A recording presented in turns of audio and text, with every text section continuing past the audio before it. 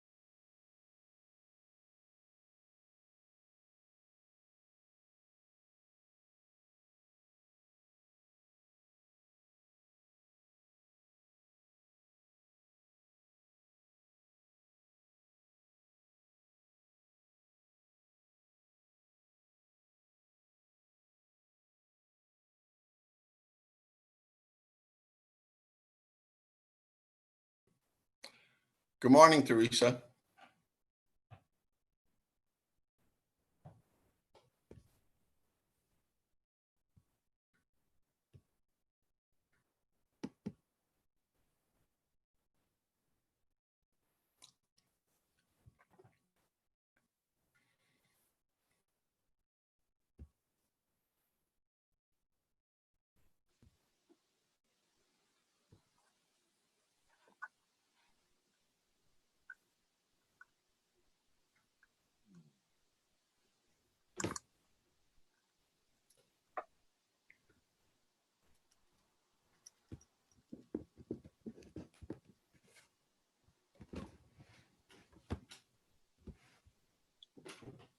So we are expecting at least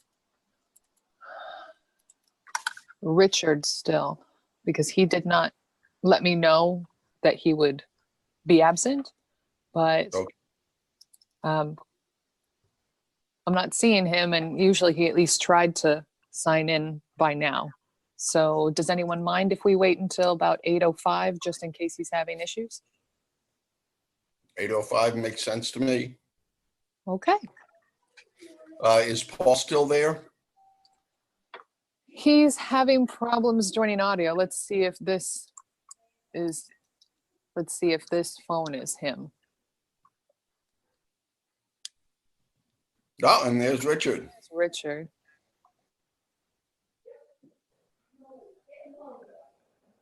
Let's see. He's connecting to the audio.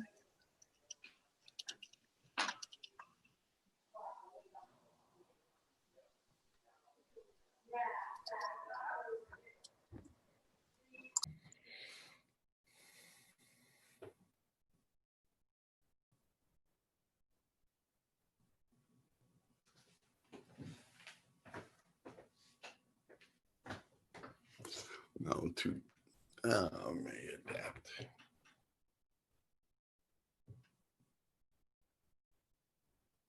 No, it's too dark.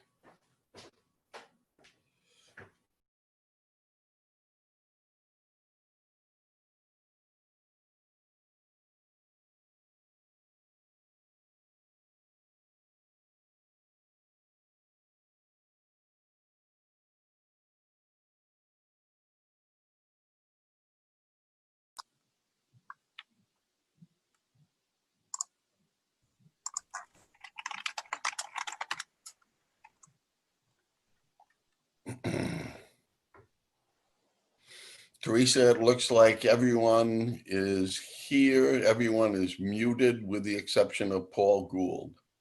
Yes, but Paul is not connected to the audio. Okay.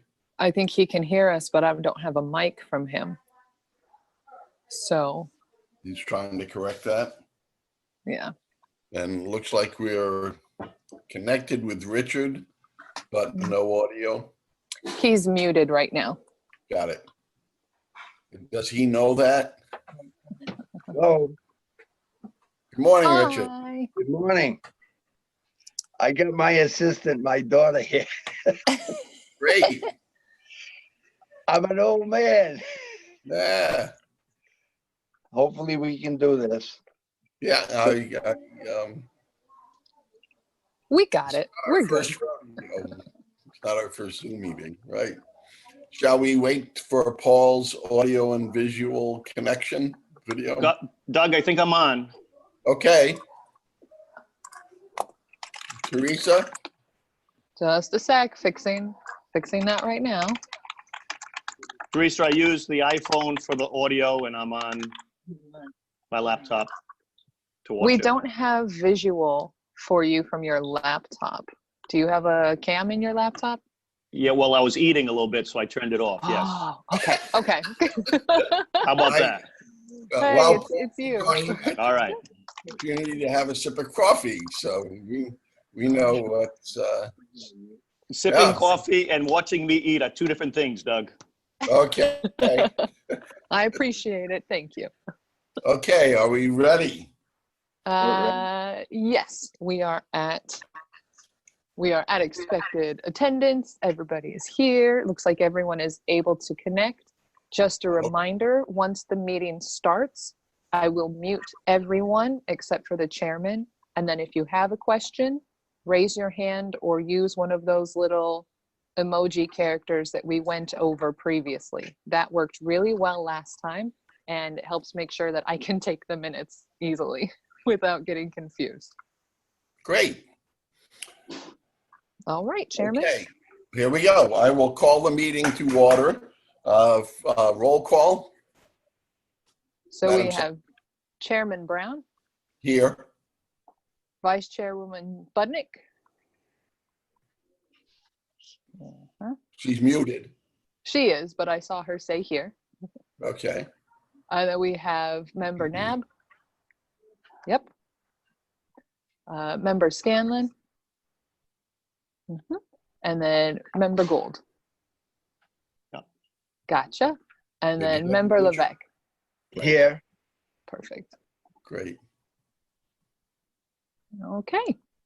The first item on the agenda is reading and approval of the minutes of the meeting of May 14th, 2020. What is your pleasure?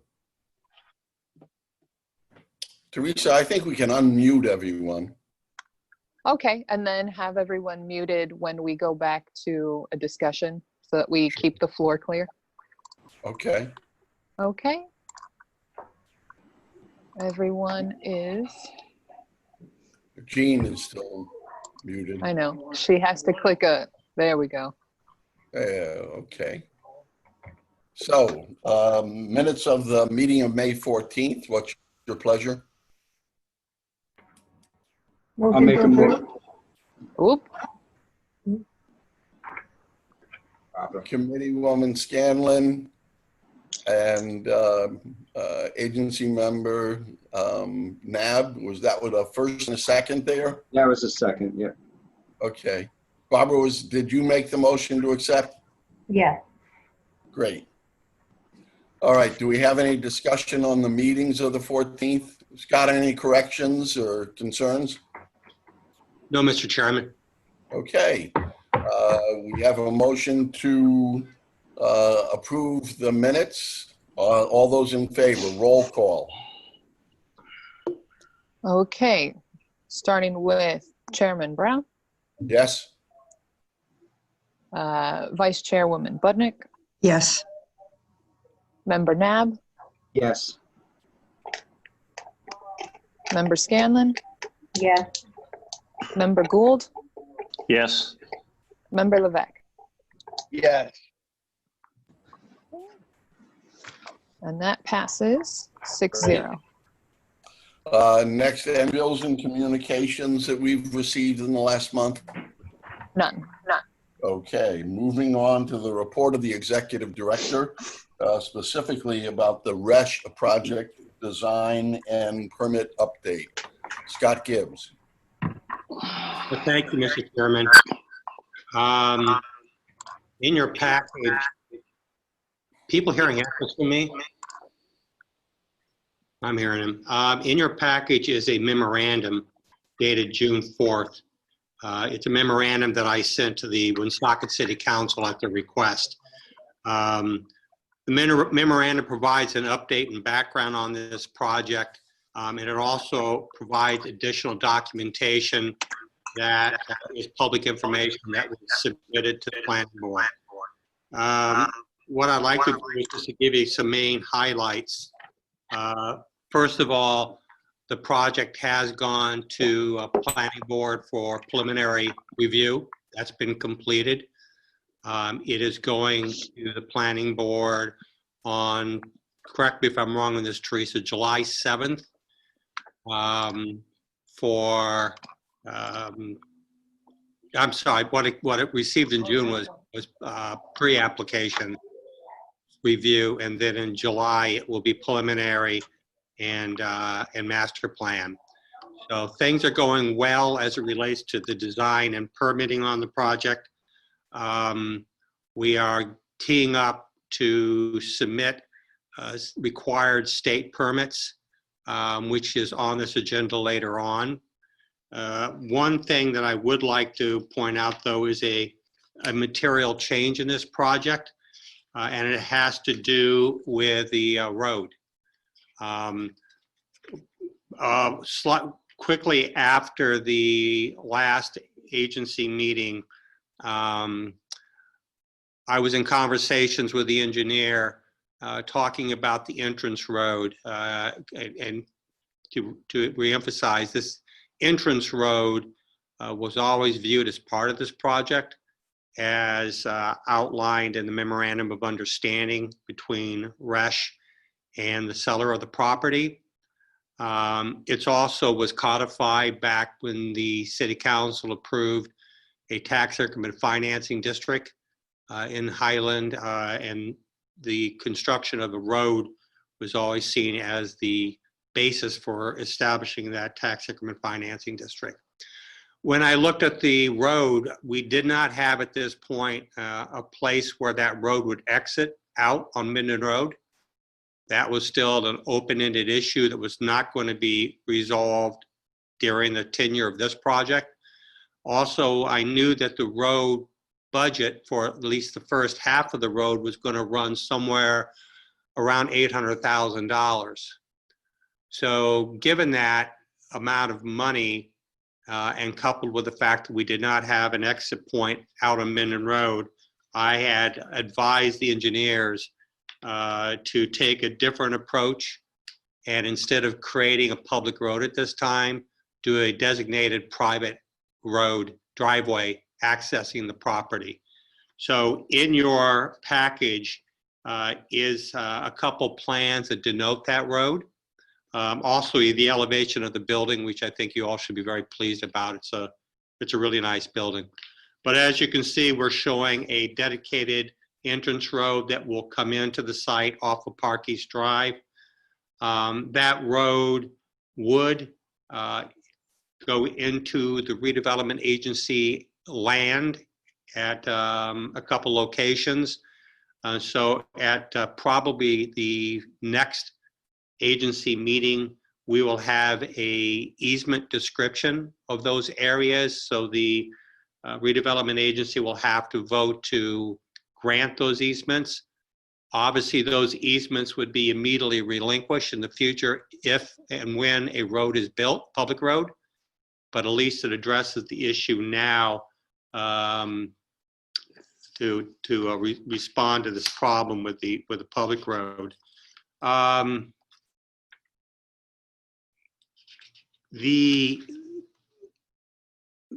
There are a couple issues that had surfaced during the deliberations of the city council. One of the issues was that the city council voted to effectively eliminate the tax increment financing district. In other words, to go back to the 2015 legislation and to cancel it. They did vote first passage on that.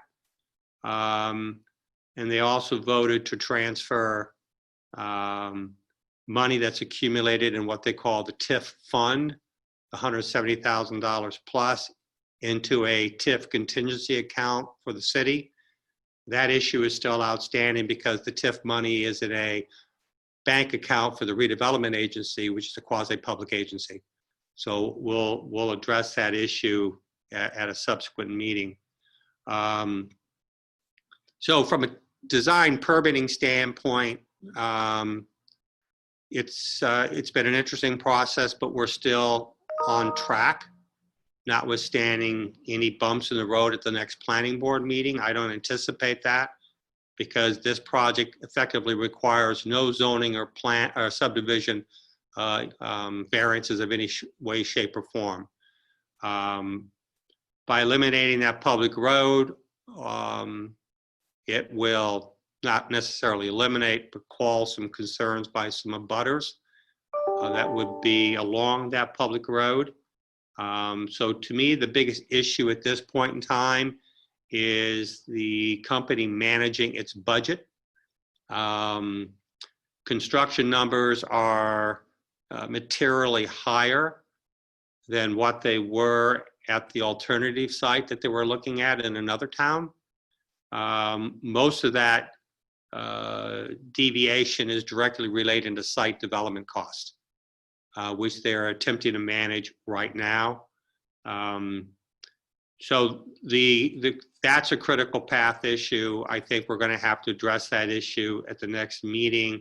But of course, the city council will have to act on the tax stabilization agreement, which is addressed in the package I sent to you. That is a fundamental component to this project. What we're doing on that right now at the request of the council is that I did an analysis based on a very preliminary conversation with the tax assessor based on projected construction numbers.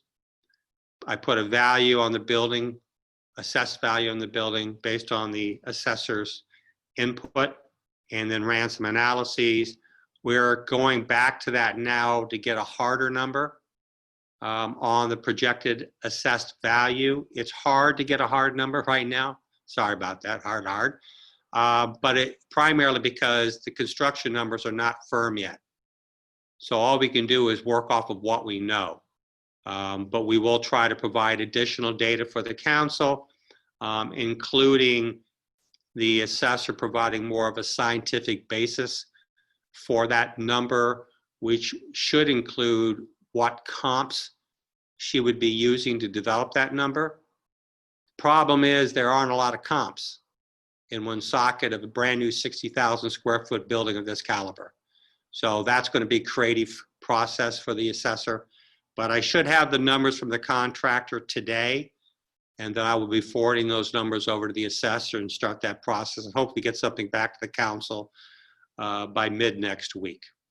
So that's the status of the project. We're still hoping that this project will be under construction in late August, early September.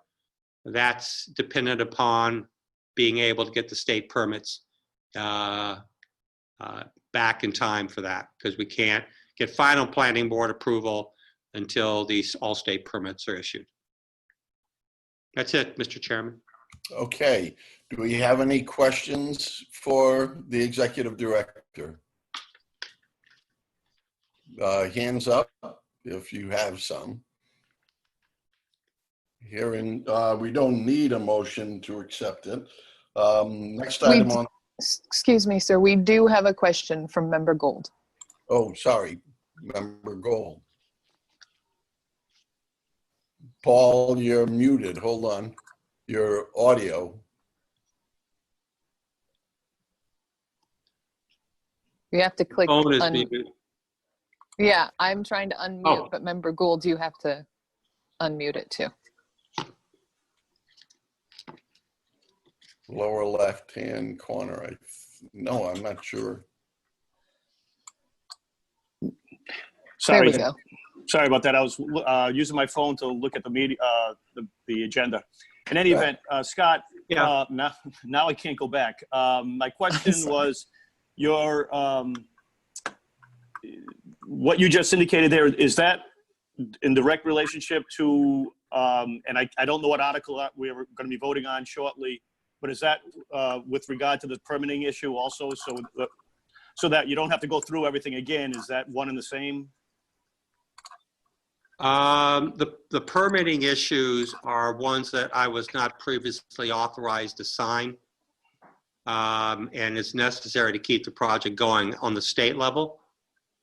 I have all authorization to submit all necessary applications to the Woonsocket Planning Board, though. Okay. I was just looking at, I'm sorry, thank you, Teresa, for putting that up. I was just looking at new business. It looks like your report also includes 6A, which we'll be voting on shortly. That is correct. That is Okay. correct.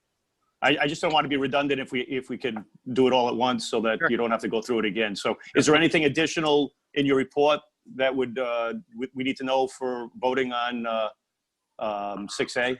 No. Okay, thank you. Yeah. With that, Mr. Chairman, I'd move that we accept the report of the executive director. We have a motion on the floor, seconded by the chair. Any further discussion? Hearing none, roll call. Okay, get back to the meeting. There we go. So we have Chairman Brown, Yes. Vice Chairman Budnick. Everybody's muted. I think we can unmute everyone, Teresa. We've Yep. got a fairly, Oop, as I get sirens going by. yes, we have a So group. Vice Chairwoman, you need to click on your screen. You should be getting an alert that I'm trying to unmute you. Jean, lower left-hand corner. There we go. Okay. Yes. Okay, so yes. Okay, then we go to Member Nab, Yes. Member Scanlon, Yes. Member Gould, Yes. Member Levesque, who is still muted. Richard? Yes, Okay. there he is. Okay, and it passes with 6-0. Very good. Next item on the agenda is unfinished business. 20R02, the appointment of Mr. Samuel Budway as agency counsel. What is your pleasure? I'm not asking for a vote on that today. I spoke to Mr. Budway a week and a half ago. The reason why he went dark was that he and his family had a serious auto accident. Oh, So things are fine, kids are fine, he and his wife are fine, sore but fine. So we did talk, and he is going to resubmit his original proposal with his hourly billing rate, which okay. was requested. So I'm hoping that we could act on this at the next meeting. Very good. We'll entertain a motion to table till the next meeting.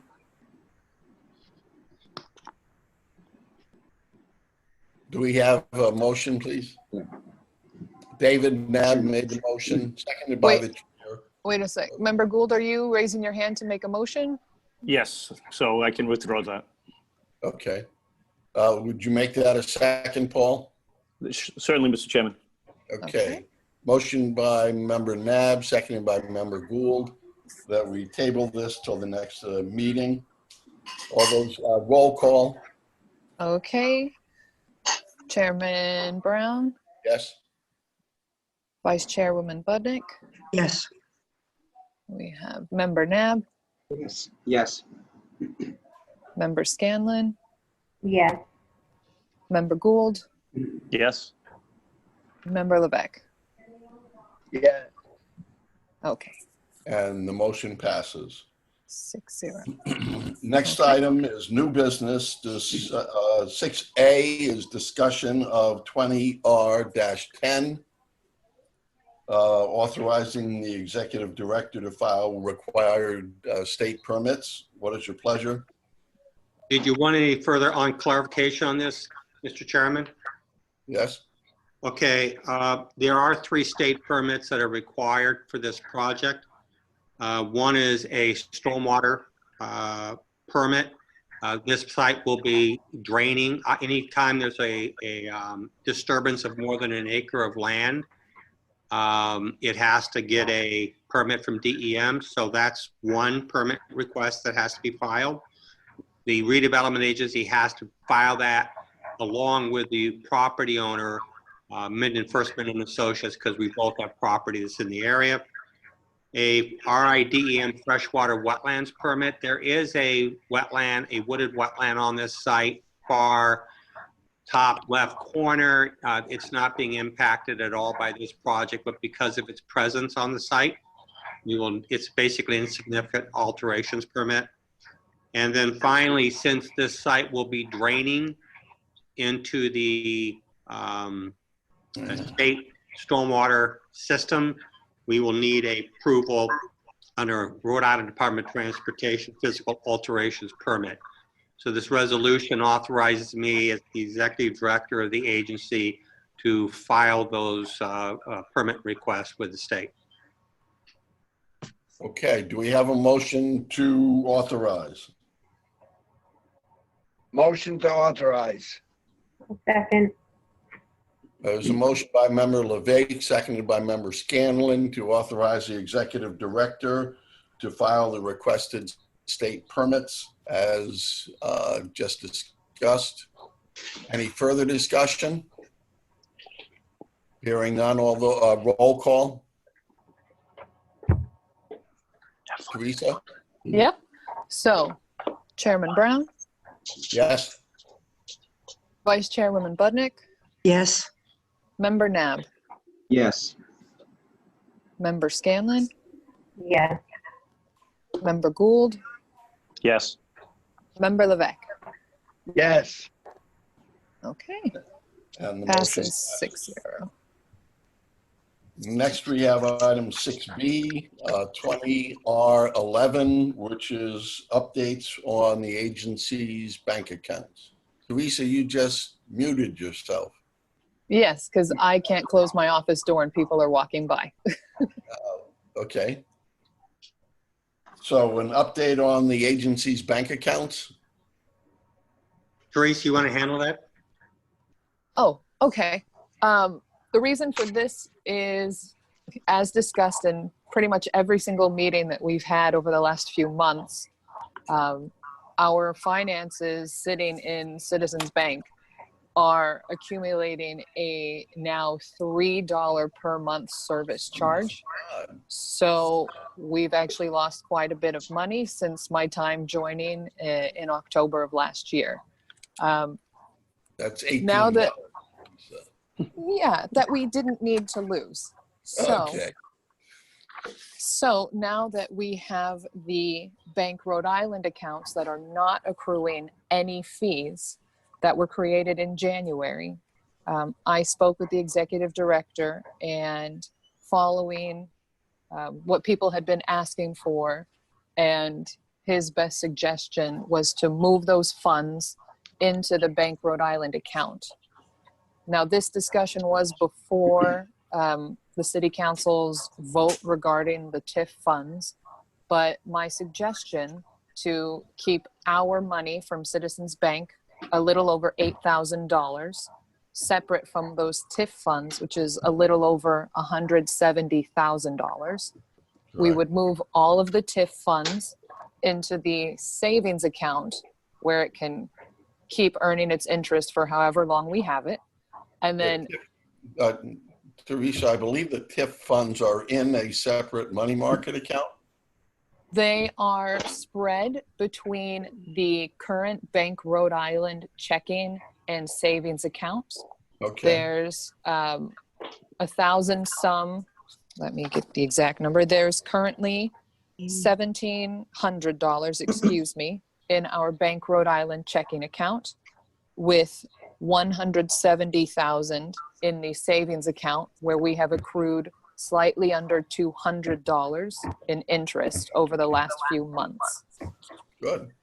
So the current idea that we have to keep our funds separate is to move all of the TIF into one Bank Rhode Island account, savings, so that we can keep earning interest there, and then move our Citizens Bank funds into the checking Bank Rhode Island account. That way we keep our agency funds completely separate from the TIF funds.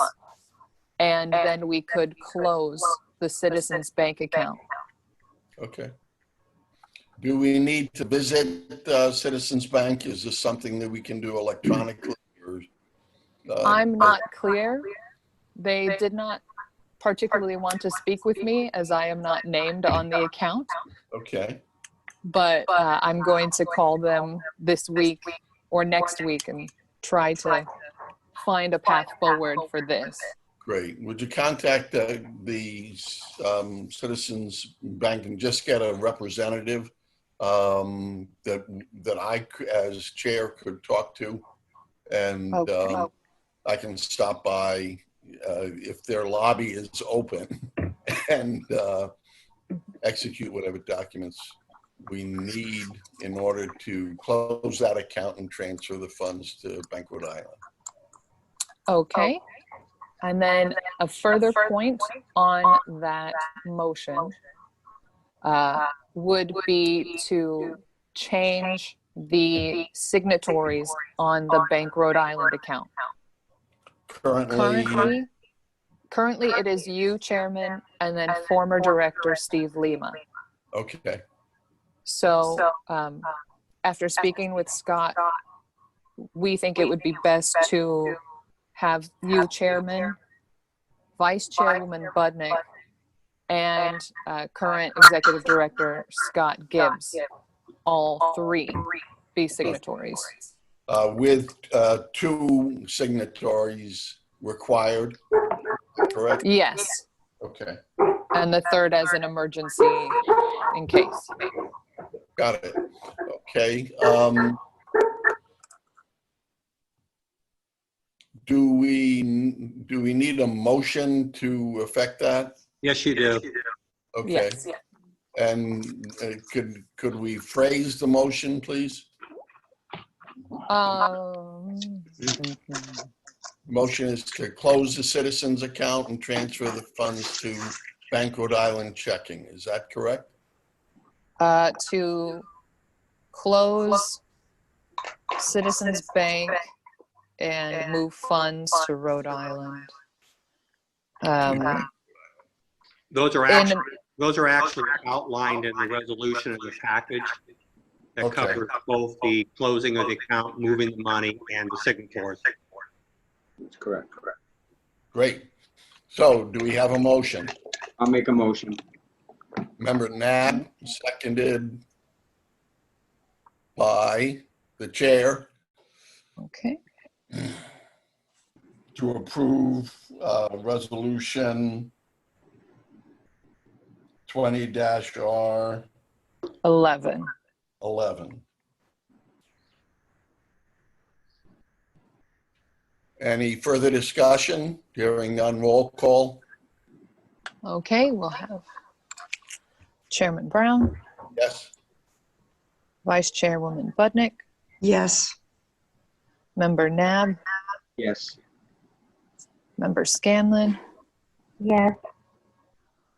Member Gould, Yes. Member Levesque. Yes. And the motion passes.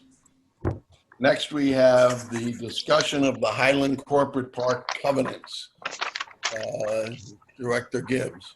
Yes. I developed this in part because I had noticed that one of the properties in the Highland Park under the redevelopment agency area was looking a little ratty. And so I wanted to revisit the covenants because I know on the covenants as it relates to the Cumberland side and the first section of Highland Park, Woonsocket, which is under the Economic Development Foundation Rhode Island's jurisdiction, we have maintenance requirements. So I reviewed the covenants and there are a couple things that popped out. One is, yes, there are maintenance requirements both on the building as well as grounds. Subsequent to me doing this memorandum, the property owner finally cleaned it up. We never talked to him. So that issue's kind of gone away. But I think it was important for the agency to understand that we do have those rights, and to enforce those rights are important in order to maintain the aesthetic quality of the park. But in conjunction with that maintenance of grounds, and when these covenants were put in place, they were basically put in place to kind of copy, in some extent, the park covenants on the Woonsocket side, under EDFRI, as well as the Cumberland side. We have a provision, EDFRI has a provision with its covenants that gives us the ability to assess all properties subject to our covenants an annual fee. And that annual fee is used to maintain common areas. In other words, to mow the grass along the roadways, to trim trees, do things like that, all again to keep the aesthetic quality of the park in place. That provision is in your covenant as well. It's just never been executed. Under your covenants, you can assess property owners a fee of $250 a year per acre of land that they own, and put it into a maintenance fund, which is then used to maintain common areas. That $250 fee can be increased on an annual basis by a CPI index. I think it's important that we start using that provision. It's part of the covenants, it's part of the public record, it was part of all the transactions in the park.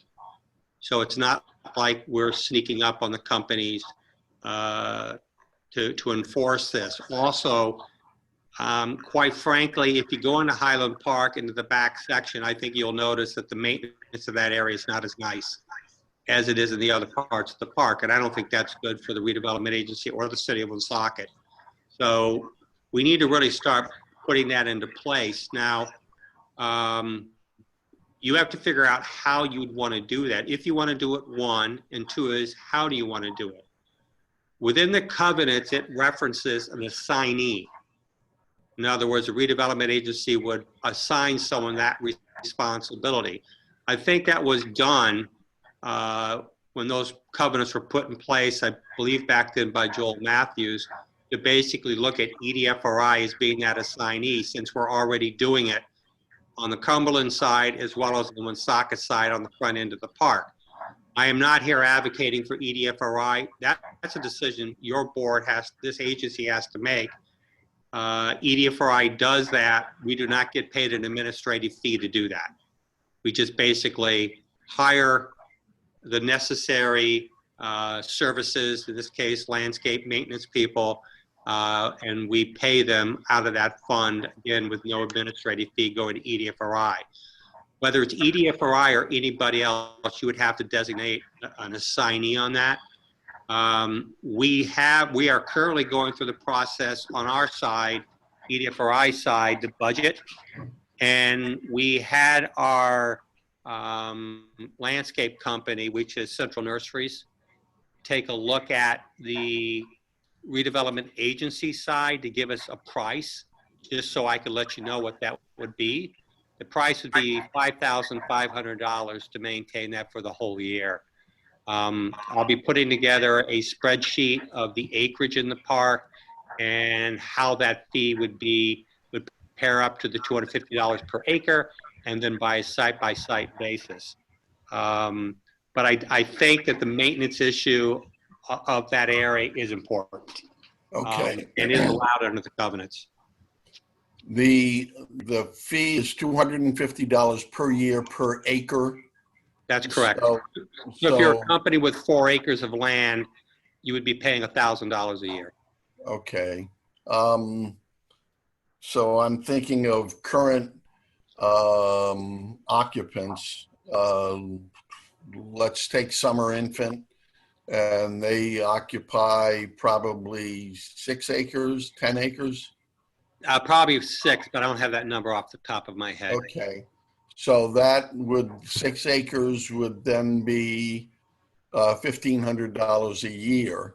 that they would be assessed for maintenance of the common areas, which is basically the sidewalks and the grass strips between the sidewalks and the street, and whatever trees or bushes might be there, correct? Yeah, so we also use those funds to pick up solid waste that people have a tendency to like to drive into the park and throw out the window of their car.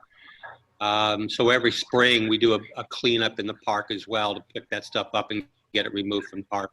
Everything Okay. from refrigerators to, I mean, it's pretty disgusting, quite frankly. Good. Would this be a surprise to the occupants of the park on the Woonsocket side? It will be, because they've never been assessed this before. Although it's in the covenants, we shall record it on their properties. Well, we know that CVS has significant acreage on both sides. Yeah, they've been paying this fee forever for us, Okay. so they know. Um, I have, okay, we have a new I have a occupant. question. Pardon me, Richard, Member LeVey? I have a question.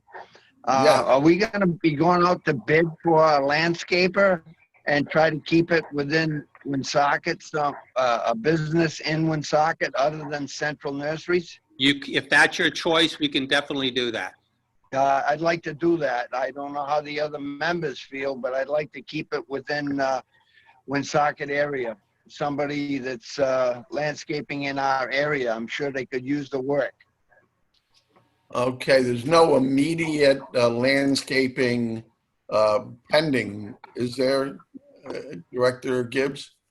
The program year typically runs from July 1 through June 30th. Okay, So the quicker we tee this up, the better off we are. I would suggest, based on what Mr. Levesque has proposed, we don't publicly RFP this, because that's overkill, but actually pick 3 landscape companies in Woonsocket. Mr. Levesque, if you have some ideas on those companies, that'd be great. We would go to each one of them and have them submit a cost proposal great, based on the scope. okay. Yeah. Yeah, what we have before us then is simply, well, Let me interrupt you 1 second, Chairman. Member Gould, you have a question. I saw your hand go up. Yes, thank you. Scott, Yep. or Director, I'm sorry. That's all right, We've- Scott. This has been, it hasn't been assessed in a number of years. You indicated that one property owner has cleaned up. How significant, I'm just saying, in light of what's going on as far as companies are concerned, I'm a little concerned assessing them something now in the middle of this pandemic. I know we're starting to come out of it. I know we're starting to, but it's another expense, and it might not be significant, but I just don't know if it's prudent at this point to assess someone if the problem is mitigated now by the owners themselves, kind of policing it, and perhaps maybe just a letter to the property owners that we're contemplating this if the areas aren't policed appropriately. I mean, that would be my suggestion at this point. Yeah, I would only point out that the company that cleaned things up was only their property in itself. It wasn't anything else. And what this references is the common area. Mhm. I understand the sensitivities. Maybe a more sensitive approach, although keep in mind, again, this is public record with them, is to maybe give them an advance notice that the agency will be implementing this starting in year 2021, so that we can then develop a budget. The covenants basically also require that in developing that budget, we have a meeting with the tenants on that side and present to them the budget and get feedback on it. So they don't have the right to approve, but we do want to communicate with them. And that's what we do on the Cumberland side as well once a year. So maybe we can just put the pieces in place for next year, but give them advance notice that we are going to start doing it. Thank you. Member Gould raised an interesting point. We don't want to surprise anybody, certainly not in the tail, what we hope are the tail end of the pandemic restrictions. Director Gibbs, you said for the 21 fiscal year? Yes, that would be July 2021 through June 30th of 2022. Okay, Member Gould, so you're nodding your head saying that seems reasonable. It seems reasonable to me as well. So we will be notifying the members, the owners of acreage on the Woonsocket side that according to the covenants that they signed, we have the ability to assess them $250 per year per acre. And even though we have not invoked that ability, we have not assessed them in the past. We are contemplating assessing them beginning in the fiscal year beginning July 1, 2021.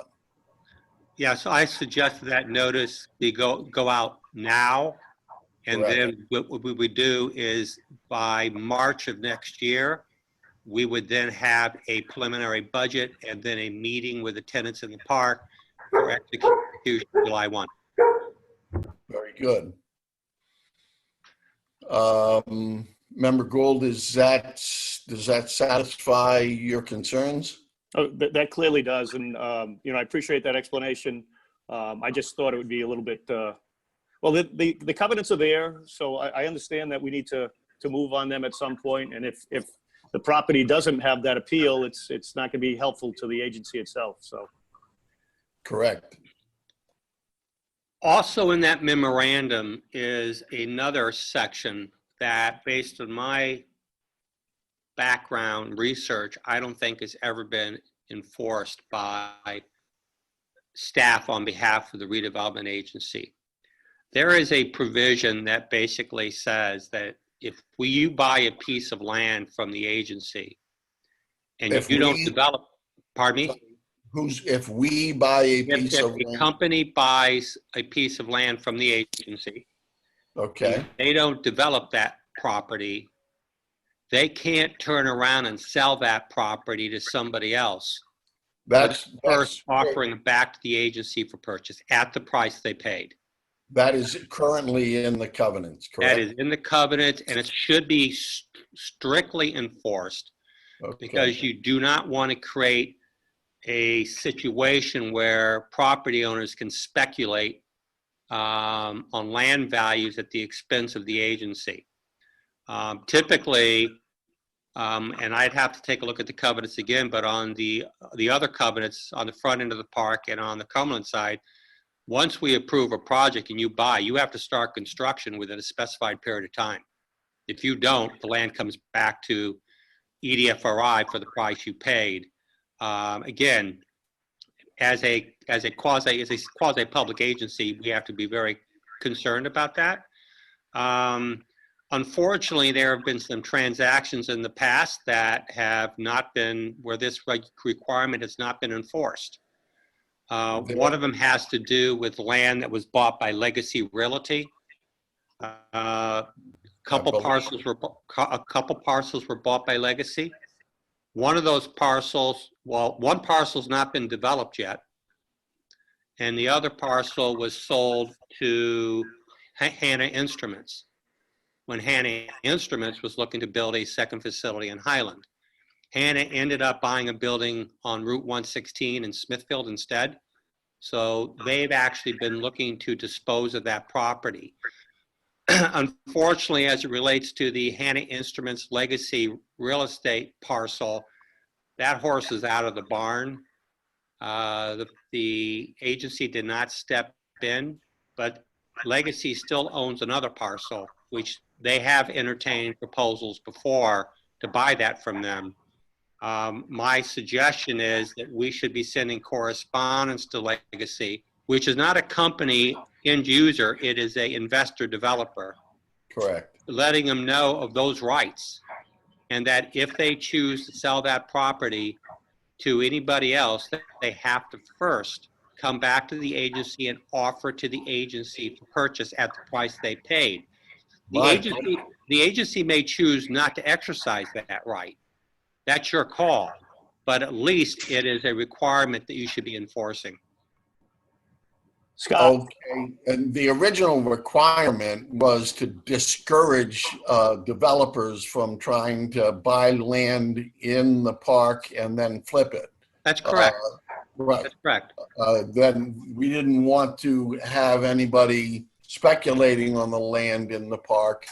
And the provision is that, so taking the example of Legacy, before Legacy can sell that undeveloped parcel to an outside party, they have to first offer it to the redevelopment agency at the price that they purchased That is correct. it at. Wow. Now, the agency may decide that the buyer on the land from Legacy is going to build a brand new facility. And the agency may decide, well, you know, that's what we want to have happen, so we won't exercise our rights. But not to enforce your legal rights under the covenants undermines the credibility of the covenants. Correct. And those covenants are put in place to protect the investors in that park and the interests of the city. So I don't believe we should basically ignore them for convenience purposes. Are there other parcels other than Legacy that we should be concerned about? The only other parcel is a piece of land that was purchased by, and my brain's gonna go dead on the company. It's a design build firm out of North Kingston.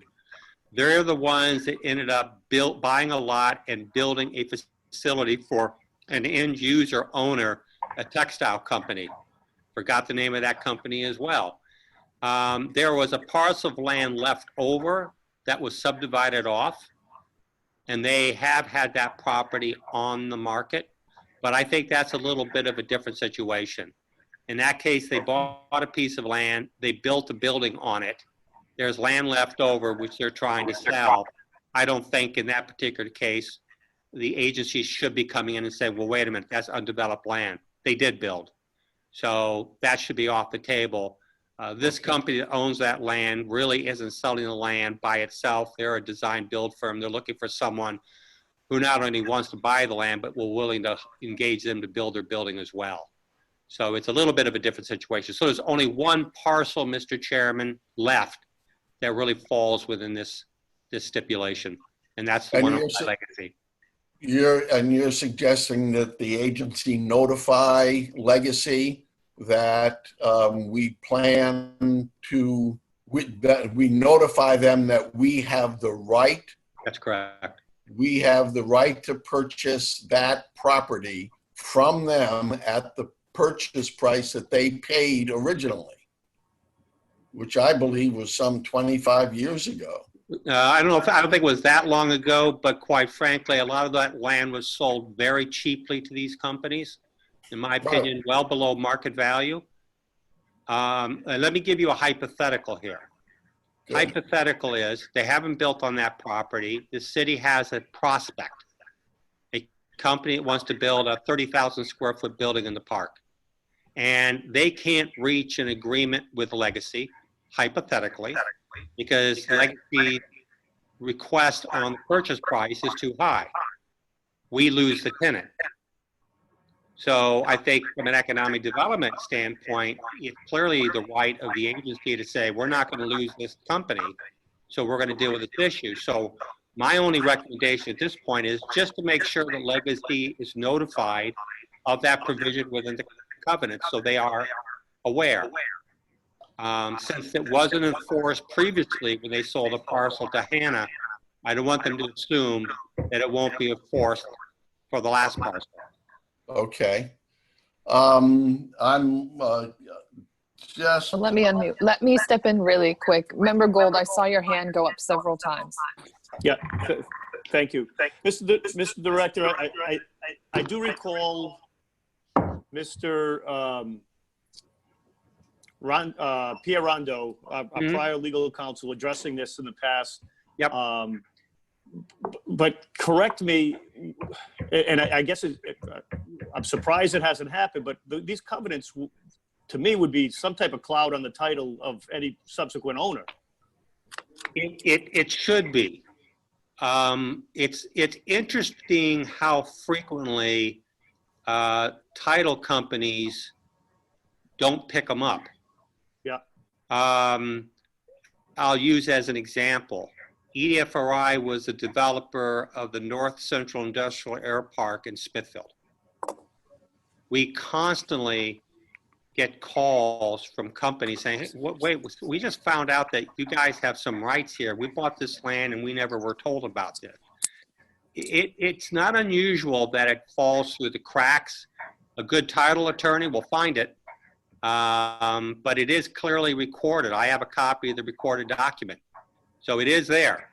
So I think it's always prudent to notify people again that it's there, so that they're not surprised. All the recordings and sales that we did on the Highland Cumberland side, that recording at the closing included a copy of the covenants that were recorded with the deed. So there was no question there. But these are, sometimes this stuff does fall through the cracks. But it's when still we were in the process of selling the property, I know you mentioned the fact that we sold them at a fairly reasonable price. That was done because at the time we were looking to get employers Right. to the city. Yep. Cumberland on the other side, if I remember correctly, and I know this was kind of a soft point, Cumberland had a substantial mortgage on their property, so they needed to sell the property at market or better priced and start. Woonsocket was looking to get a tax base. Yes. That was And- primary, as opposed to getting a good price for the property. And so is Cumberland, quite frankly. The difference, you're right, on the Cumberland side, we had a mortgage, and that mortgage stipulated a minimum release price of $60,000 per acre. It just so happens at the beginning that $60,000 per acre is based on our pro forma and what the market value of that land was. The last transaction we did, we sold the land at $125,000 an acre. Our opinion has always been that the cost of land is not a material element of the total cost of a project, and therefore companies should be responsible for paying fair market value. On the other hand, you're right, from an economic development standpoint, it is not unusual for communities throughout the country to sell land at below market value to stimulate investment. Right.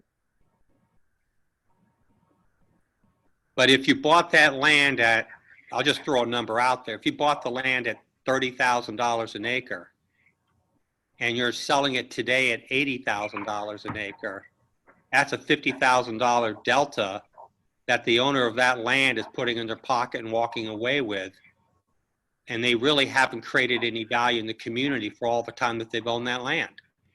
So you may again determine, no, we're not going to step in because we don't have the money to step in.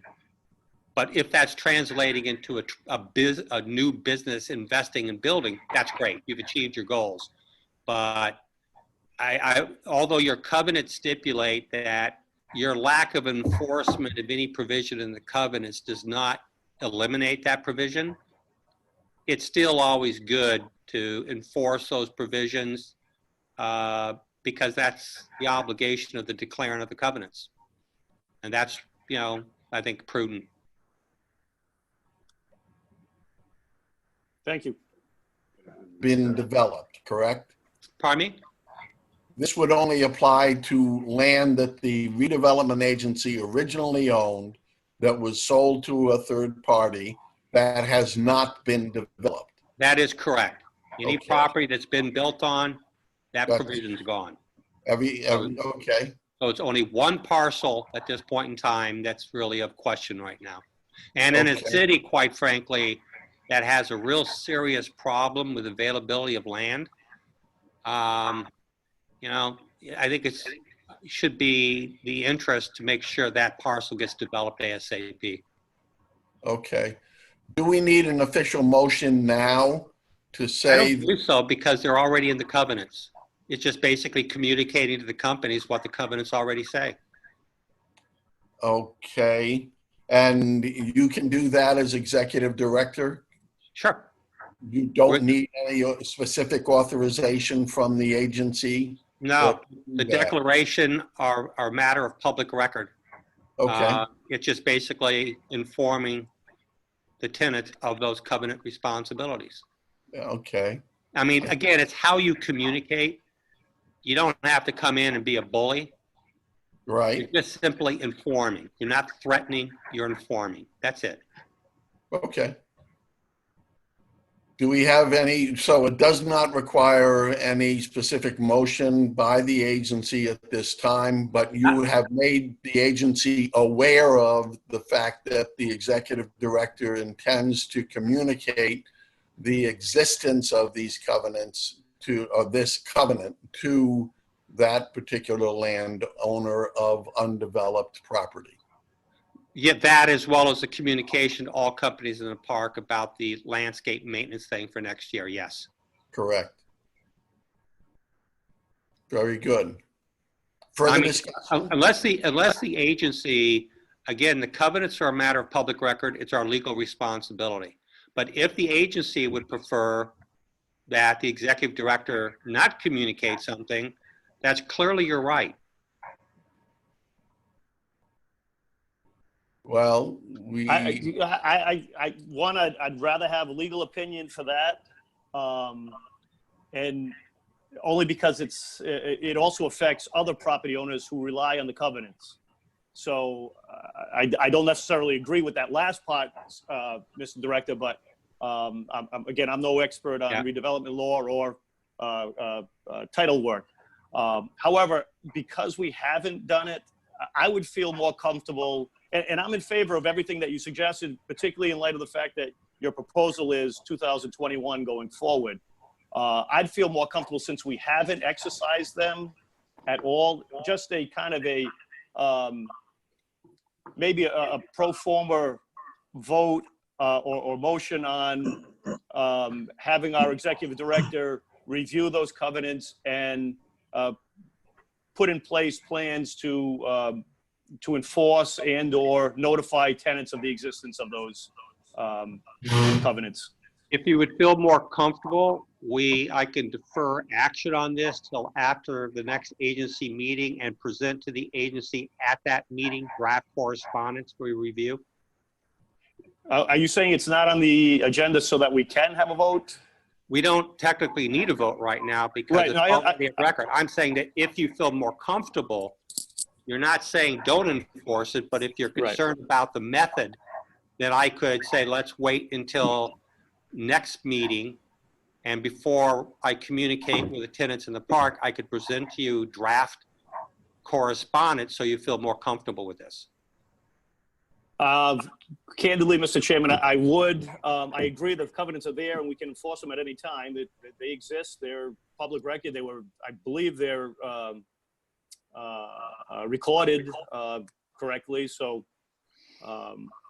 my only concern is that we haven't done it, and I wouldn't want that to be challenged in any way. Okay. So I believe we have a motion on the floor to notify all members of the maintenance and landscaping and the proposed communication to landowners. And I believe what we want to do is table that for the next meeting, subject to legal counsel review and review by the agency of the language of the communication.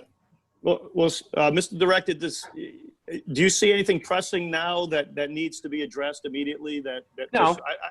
No, I'm really more concerned about the not enforcing it in the past, not because I think that creates a legal issue for that. It's a credibility issue. Section 7.5 of the covenant says that failure to enforce no waiver.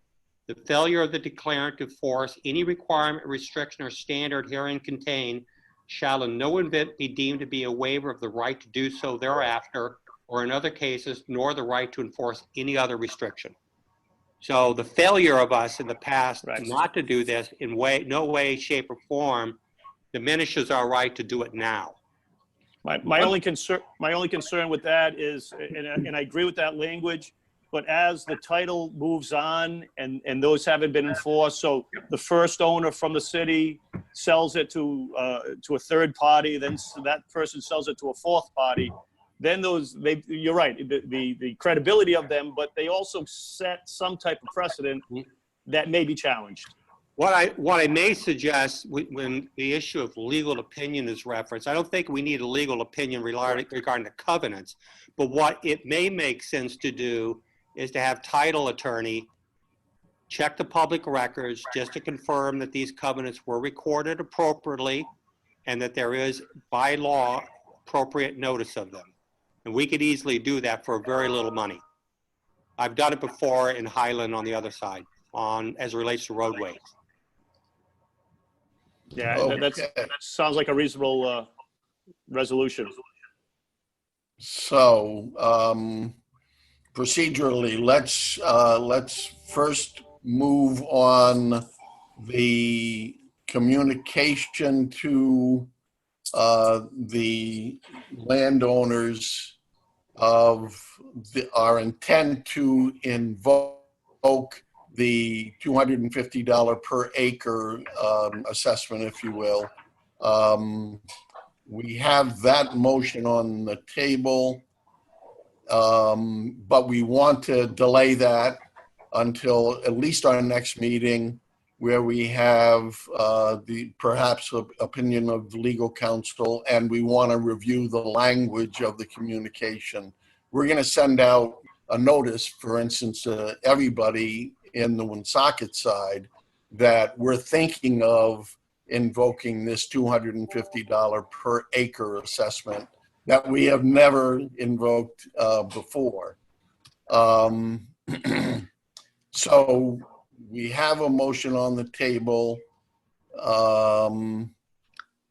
and we've had plenty of discussion. We don't want to vote on it now. We'd prefer to delay it to the next meeting. So do I have a motion to table for the next meeting this communication to property owners on the Woonsocket side? I'd move to table. Okay. Sorry. Can you table a motion that hasn't been seconded?